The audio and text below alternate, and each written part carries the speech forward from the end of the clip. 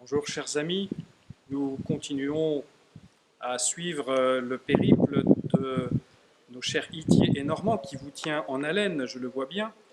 Hier, vous vous souvenez, nous nous sommes quittés sur cette promesse faite par le Seigneur d'écraser la tête du serpent, l'instigateur du mal, par la femme. Vous allez voir comment cette promesse s'est en quelque sorte incarnée, réalisée ici à Arras, à travers la visite qu'ont reçue Itier et Normand, d'abord en songe.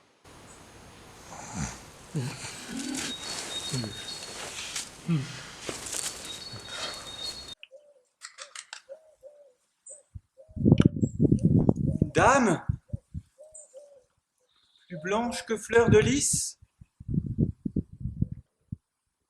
moi, à Arras,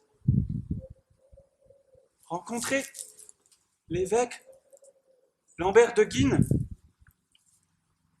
Dans la nuit du mercredi 24 au jeudi 25 mai 1105, le trouvère Itier du Brabant voit en songe une dame merveilleuse, plus blanche que fleur de lys, qui lui enjoint d'aller à Arras trouver Lambert de Guines, l'évêque qui gouverne cette ville, de lui annoncer qu'ils devront se tenir durant la nuit de Pentecôte avec tous les malades dans la cathédrale et qu'elle-même viendra les visiter et leur donner le remède pour la guérison de ceux qui sont atteints du mal des ardents. Itier, au début, est incrédule. Il se demande ce que cela signifie. Mais par 3 fois, la dame, qui n'est autre que la Vierge Marie, va lui apparaître. Alors, il se met en route. Et voilà que Normand, lui aussi, à des dizaines de kilomètres de là, a eu le même songe, le même message, la même dame qui lui demande d'aller trouver l'évêque d'Arras. Lui aussi, au début, va résister, d'autant que, étant meurtrier, il sait qu'il y a pour lui des risques à se rendre à Arras. Mais devant l'insistance du message et de la dame, il se met lui aussi en route. Chapitre 1 de l'Évangile selon saint Matthieu, versets 18 et 25. Or, voici comment fit engendrer Jésus-Christ. Marie, sa mère, avait été accordée en mariage à Joseph, avant qu'ils aient habité ensemble.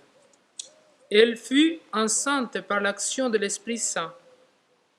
Joseph, son époux, qui était un homme juste et ne voulait pas la dénoncer publiquement, décida de la renvoyer en secret. Comme il avait formé ce projet, voici que l'ange du Seigneur lui apparut en songe et lui dit : « Joseph, fils de David, ne crains pas de prendre chez toi Marie, ton épouse, puisque l'enfant qui est engendré en elle vient de l'Esprit Saint. Et l'enfant t'aura un fils, et tu lui donneras le nom de Jésus, c'est-à-dire le Seigneur sauve. Car c'est lui qui sauvera son peuple de ses péchés. Tout cela est arrivé pour que soit accomplie la parole du Seigneur prononcée par les prophètes. Voici que la Vierge concevra, et elle enfantera un fils. On lui donnera le nom d'Emmanuel, qui se traduit Dieu avec nous. Quand Joseph se réveilla, il fit ce que l'ange du Seigneur lui avait prescrit. Il prit chez lui son épouse, mais il ne s'unit pas à elle jusqu'à ce qu'elle enfante un fils, auquel il donna le nom de Jésus. Quand Joseph s'aperçoit que Marie est enceinte, il décide de la renvoyer en secret. L'ange lui apparaît en songe pour l'inviter à prendre chez lui Marie, son épouse. L'enfant qu'elle porte vient de l'Esprit Saint. L'ange lui dit « Ne crains pas ». Quand Joseph se réveille, il fait ce que l'ange lui a prescrit. Il obéit parce qu'il a foi. Ce oui de Joseph débute une sacrée aventure qu'il n'aurait jamais imaginée. Il va devoir éduquer le Sauveur d'Israël, fuir en Égypte, revenir à Nazareth. Comme Joseph, à qui l'ange apparaît en songe pour l'inviter à prendre chez lui Marie, les deux ménestrels furent favorisés d'une vision dans la nuit du mercredi au jeudi précédant la Pentecôte. Ils furent lents à croire. 3 fois de suite, la Vierge Marie est vue en songe par les ménestrels. Ils ont raison de refuser. Aller à Arras, ville infestée par cette épidémie, n'est-ce pas dangereux? Et l'un des deux est meurtrier.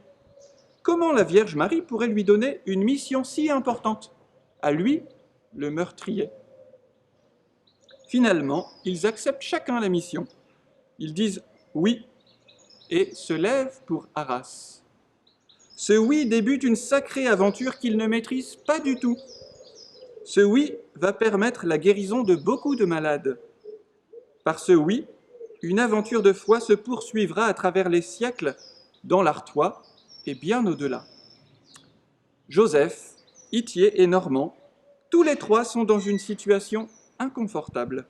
Comme nous, en ce moment, tous les trois vont pourtant dire oui au songe, c'est-à-dire à Marie. Et Dieu va réaliser son œuvre de salut grâce à Marie, mère du Christ et mère de l'Église. Comme Joseph, Ithier et Normand, soyons les collaborateurs de Marie. Osons dépasser notre zone de confort quand Dieu nous le demande. Osons croire que Dieu compte sur nous, malgré notre faiblesse et notre indignité. Marie, Notre-Dame des Ardents, apprends-nous à répondre aux appels de l'Esprit Saint, qui vient bien souvent nous déranger, mais en mieux. Eh bien, chers amis, demain nous allons continuer notre histoire des miracles de Notre-Dame des Ardents. Et demain, ça sera le grand jour parce que les deux ménestrels arriveront ici, à la ville d'Arras, où ils vont rencontrer l'évêque. À deux. Main.